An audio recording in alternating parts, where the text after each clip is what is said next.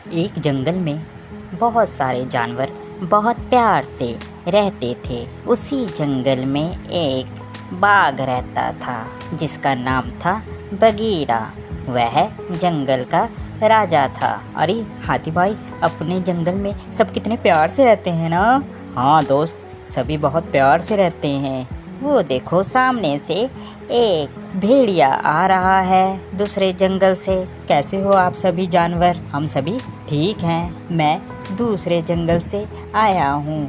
उस जंगल में आग लगने की वजह से मुझे वह जंगल छोड़ना पड़ा, जिस कारण मुझे इस जंगल में आना पड़ा। क्या तुम सभी मुझे इस जंगल में रख लोगे?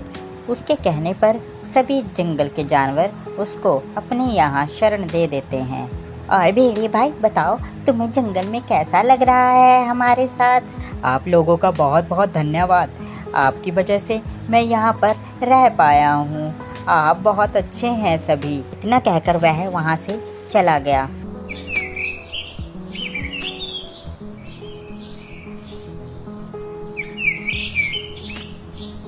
दूसरे दिन हाथी और हिरन जा रहे थे। उन्हें रास्ते में भेड़िया मिल गया। अरे कहो भेड़िए, कैसे हो आप? ठीक हो? हाँ मैं ठीक हूँ। आप बताओ, आप सभी कैसे हो? हम भी ठीक हैं।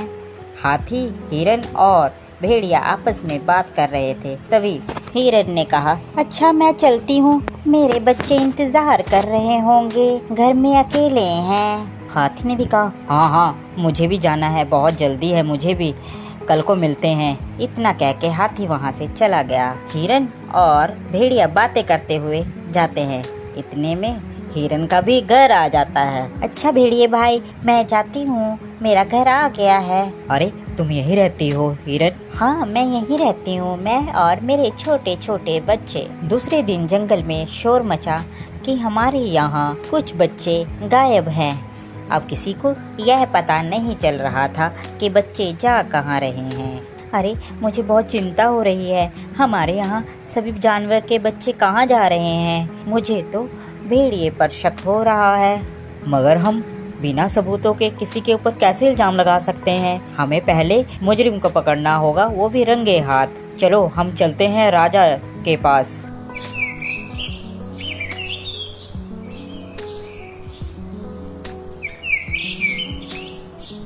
सभी बगीरा के पास जाते हैं और बगीरा से अपनी अपनी बात कहते हैं। अरे ऐसे किसी पर इल्जाम लगाना गलत बात है। पहले उसके खिलाफ हमें सबूत इकट्ठे करने होंगे, तभी उसको मैं सजा दे सकता हूँ। बिना सबूत के मैं उसे सजा नहीं दे सकता, मेरी मजबूरी है। बगीरा की बात सुनकर सभी जानवर वापिस आ जाते हैं। एक दिन सभी प्लान बनाते हैं कि हम भेड़िए की जासूसी करेंगे। वह सब इकट्ठे होकर प्लान बनाते हैं, हम भेड़ियों को पकड़ेंगे। एक दिन जंगल के सभी जानवर इकट्ठा होकर बगीरा के पास सलाह करने के लिए सभी जाते हैं। अरे ये सभी लोगों को लगता है मेरे बारे में पता चल गया है। अब मैं ऐसा करता हूँ, ये सलाह करने जा रहे हैं, इतने में मैं जाकर खरगोश के बच्चे को खा लेता हूँ।